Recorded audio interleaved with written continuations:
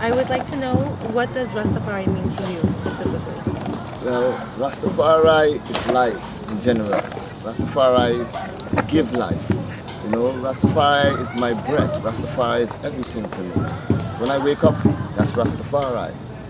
When I go to sleep, it keeps me, that's Rastafari. Rastafari honestly is love. Because without love, we are nothing. It's the existence of everything, creation. When you know Rastafari, Rastafari is the movement of a oneness with the earth.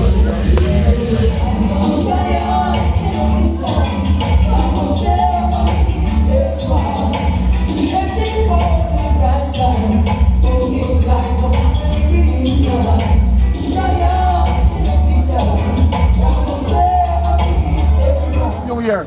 This man can come, in good. Remember me tell you. That's what I wait. Me I hear so when I say what I say me reaching there. The energy though. No, if you not try to come here, mama them reason. When me bless all them table man when them give me food to eat, man, I say, like my name, the Johnson family. I say yes, the Rastafari, that this food, you know. Give thanks for what you are about to receive, man. I ask you to tell the Johnson's family. Food basket may never empty. You had a little girl, a little boy, she about sick. Mama, you hear what he said? The Johnson's food basket may never empty. Where is that when I left the pupa? People crying. Cry to live in high water when I left. Because I never see that joy and that vibe. Yo, that will all my Sabbath amongst the people. I remember saying one big dish of food. Yam, them the yam, there's some big yam, them you can bust all the feed. We never cut for them yam so big. But 3 big yam and some dasheen and some big. Some would wake up and one daughter and the big meter for me say, tell mama say, you know, cover up that till after 6. She say, after 6? I say, yeah man. So when we get up now, watch me feel it. Mama say, you send back and I'm sure I'm different and say, till after 6. I say, mama, yeah, no. See, what is happening? No food. From 6 till 6. So she said to me, say, for real? I say, yeah man. So I say, alright, go for the hill. I'm telling nobody the inside side of the house. Them house there, so inside. Walk over the hill, my Bible and a bottle of water and a pack of crackers.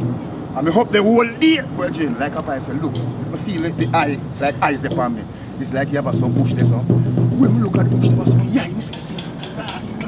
And you come watch me whole day till 6 o'clock. When we come off of the hill, yeah, mama, me never see nobody do nothing like that yet, big man. Where do you come from? I say, mama, you know, you tell mama, you see you show me, say, mama, who they there and watch him, mama. The other people them carry all pot. Them make up fire and cook for watch the Rasta man. If me a heat. What do them people there? Them things only by with belly. What to them? Watch out, boy, you can hold your liberty, brethren. Just say, the Almighty say, yo, when the hard times come, you better to tie your belly with a black piece of cloth. And suck on a salt sea stone. And me say so. What is the Rastafari woman? And the Rastafari woman is the balance mate within this iration for the Rastafari tribe. She's the one that is coming to set the scales and help everything balance and level out. She is the daughter of their Divine Majesties Karamawi, Haile Selassie, and Empress Menen Asfa. And because she has that birthright, she is a daughter of upful standing. She should have a higher meditation, and she should always be involved with righteous works. So that is the Rastafari woman to I. She is the lioness who overstands her purpose within this iration. She is the carrier of the blue fire. Yes, I. The brethren carry the red fire. The Rastas, Empress, daughters, queens carry the blue fire, which I write about in Roaring Lionesses. Seeing? Yes, I. This is a glorious time for the Rastafari family, because now that the Rastafari woman, I wouldn't even say she's recognizing herself. I would say she's taking her rightful place through a divine order, and as a result of that, the movement will catapult itself to be exactly where it needs to be. So for all Rastafari women, those who have been in the tribe and those who are entering the tribe, this is a time that we must connect with each other and use our strength as women to uphold the liberty to its fullness.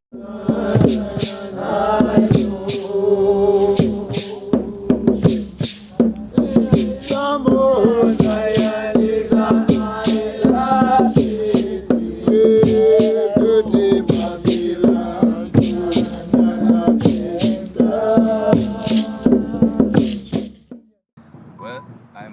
humble opinion, Rastafari and the liberty of Rastafari is really the door, not only for I'm personal, but in this time to come to a fullness, a consciousness of divine potential on many, many different heights, on the mental, physical, and spiritual level, but really and truly the metaphysical, cosmic level, really, when we are dealing with melanin and the pineal gland and the 7 seals, meaning the 7 chakras, and so on and so forth.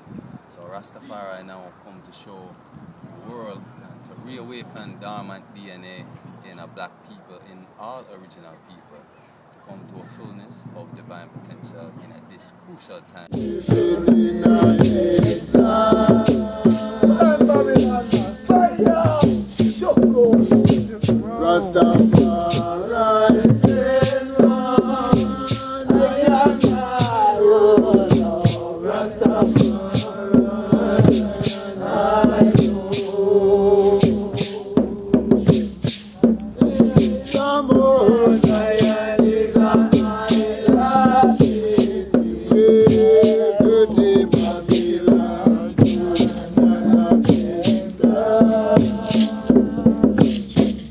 Rastafari to me is perfect love. Everybody doing in love and unity, and so we can find the perfect love.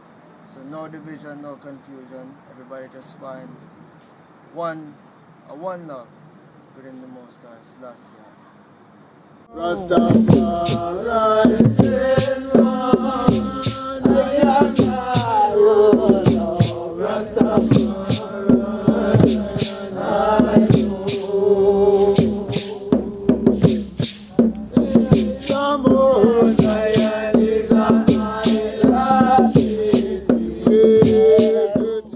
Growing up in Jamaica from a kid,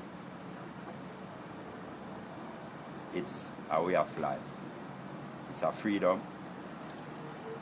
It's a development of self.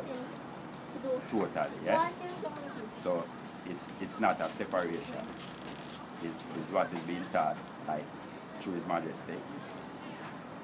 And the things around you that you see it manifested. So and our world is more than, it's not a religion, but a way of life.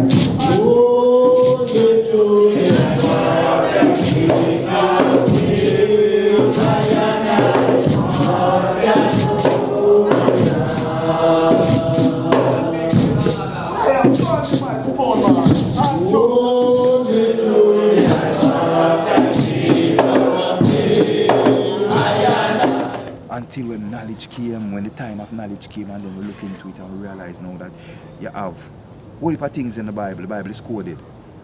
And when you read the first page, it says, diligently revised. Interpret that from I. Diligently revised. Interpret that.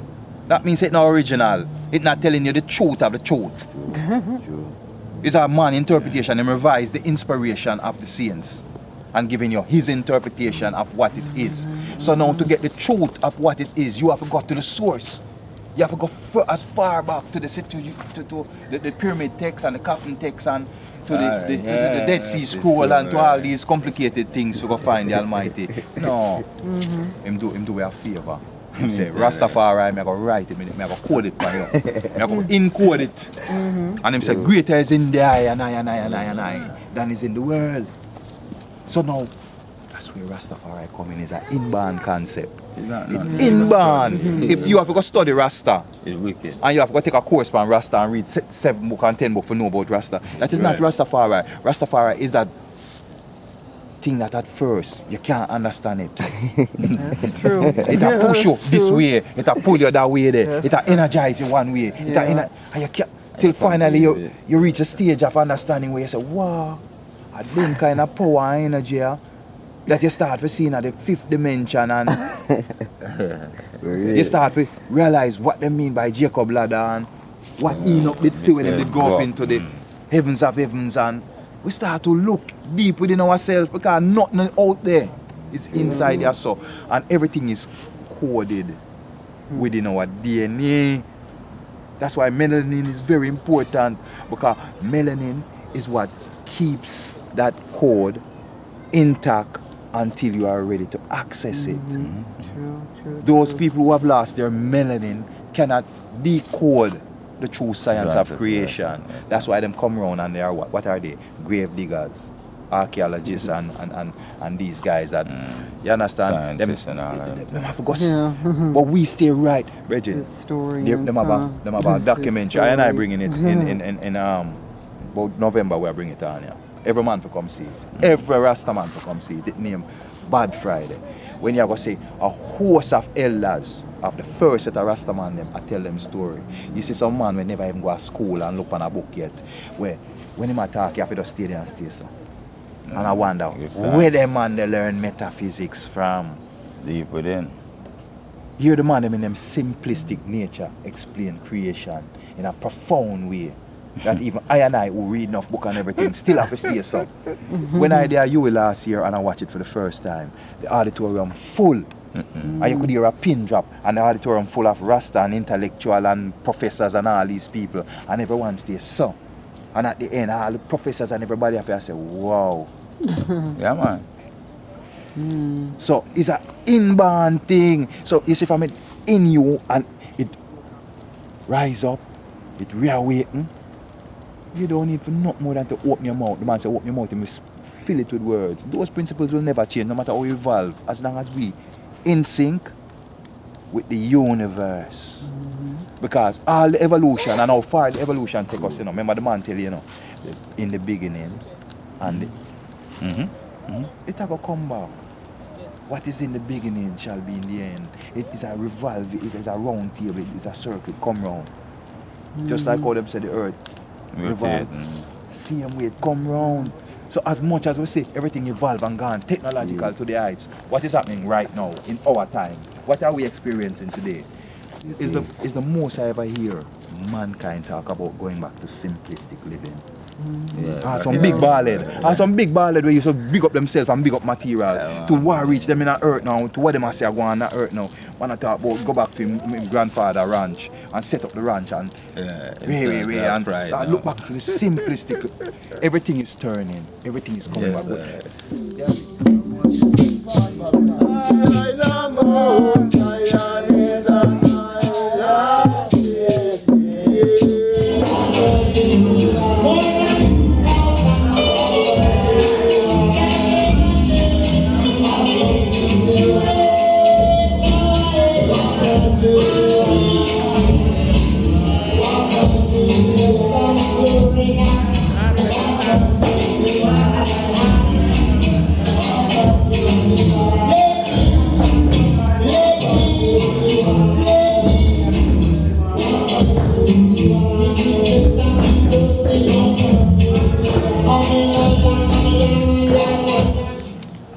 We know the whole remedy, we know the whole situation. So we could set up ourselves before he come right back again and bite us again, because we know he gonna come wrong again. Yes. It's a cycle. Yes. You know, it don't stop unless we make it stop. Yes. You see? Unless we make it stop.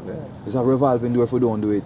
So this is what's happening right now, and I noticed that, You see, Niger, in 2004, 2005, Niger had a bad, locust invasion. Name up them crap and put them in all kind of thing, and then Right after that, them get hit by a drought. Bad drought, and them go through a food crisis. Their history tell them that it's always happening in cycles. So they know that it's gonna happen again. The lack of vision of leadership now. You prepare for that. You realize now, okay, you build certain type of storerooms. You put away certain type of food. You prepare. When preparation. Okay. You understand? Yes. If here one now, listen to me. You see the animal them Rasta? You think you have to tell a squirrel go and get nut? No. Eh? Or when rain comes, so you don't have to tell them nothing. Set him out. know. You're going to have Like 10 you days say, worth of rain. It's bidden inside of we know it's in our DNA. We know these things. We know better. We know. We know so for burn herb. How we know so herb is not a drug and it not go harm. How we know that? For real. Because it's encoded in a way. Because when we burn it, it do things to it that if it never did good one, it's a wicked thing to make something like that. Yes. Yeah, man, it's a high band, high set, man. We can't left that. There's certain the man say you take earthly things and mark heavenly things. You see, if you cannot quantify it, explain it, dissect it, and see the reality of it, upon earth here, it don't exist nowhere else. Because reality is a state of mind. It's a state of mind. Reality is a state of mind. You have some people don't live within reality, you know. And why? Them state of mind. So because of the truth. Because you see, come back to the truth. Because your reality is not their reality. It's not truth to them. Because whatever happened to them, it made them lose the grasp. Same thing happened to we. Same thing happened to we in slavery. Our reality is what they teach us. And say, watch now, this is your God. This is your God. You know, full stand now. You must serve this God because this is so. And you're going to believe them because for over 400 and odd years, come on.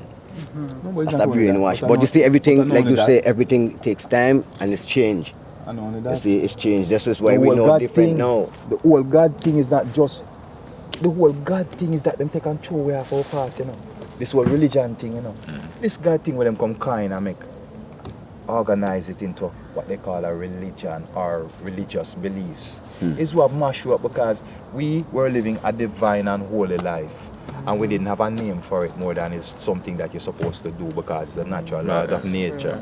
See? So we abide by the natural laws of nature. We get up in the morning and we give praises to the sun. Them say we are pagan and heathen because we're worshiping the sun. We get up and we give thanks for the rain because it water the earth and it quench with thirst. And them say we are this and we are that. See? Them go down in India and them say the man give thanks to the cow because the cow did save them in some desperate times. See? Them say them wicked for that. It's life man I give thanks for. That's true. But you come now and you look upon it and you got a ram and you take it and you organize it into this nice belief system. And you give it, you carry it, come give it back to we, the same African now, you know. Okay. I can't believe, you know, it's not in their best interest to tell us the truth. You understand? They ain't gaining nothing that way. So they have to keep us away from the truth. That's why you plant it in a way, man. That's why it's an inbound concept. That's why it so, just rise up. So the thing is now, the question is, how you target that? How you target that to start opening up and reaching that? You see, that light. Remember the 70s? Remember the 70s? As I ancient Rasta man, remember the 70s? The 70s, you know, was a Rasta revolution, you know. Man talk about reggae and all of them things that would come out of it. But it was a Rasta revolution, you know, where them time, the 70s, when it gripped the world and take it by storm, you know. When it hit the islands, then when it hit everywhere, you know. Yeah. What was the method? What was it? We need to look. That's why the man tell you say, you know, you have to make the Sankofa if you're going to go forward. You have to return to the past to go forward. You have to know your history if you're going to know your future. So what was the mechanism or the formula that was used back in the 60s and 70s that galvanized, that hold the world in such a awe of this exotic movement? Liberty, man. Liberty! Big answer, you. Big answer, you was going to school. I see you was studying. Liberty! Liberty! What we lack today? Liberty. Oh, you have enough dreadlocks and everybody doing them own thing. One time when people move in a certain way, Rasta was the conscience of the people. We come here for one purpose and that purpose has not been achieved, you know. We have not been repatriated. We have not been compensated. It's one thing Rasta stand for in the Western Hemisphere. It's freedom, redemption and international repatriation. And no matter how much evolution go on, that don't change. We never going to give up a continent for your island. And that is what the capitalist Rasta-minded people them is trying to do. We got on a yard last year at the conference, and when me tell you, when I come back and tell you, me here down there, the man them say, it's two principles them have on the table. It's either repatriation or rehabilitation. Rehabilitation is when you decide to accept your circumstance and where you there and embrace it, so you now become engrafted into the system where you are.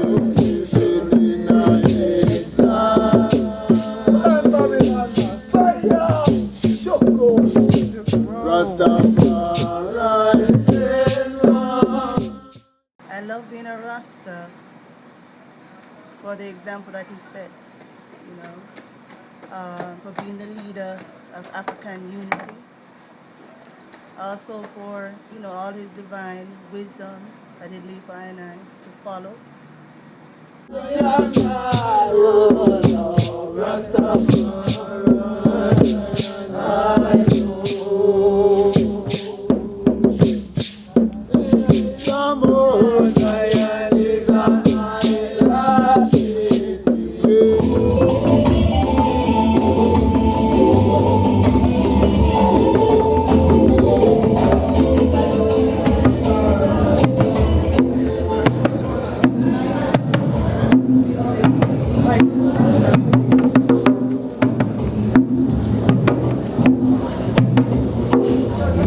Greetings in the name of the most eternal one, Haile Selassie Kadamawi.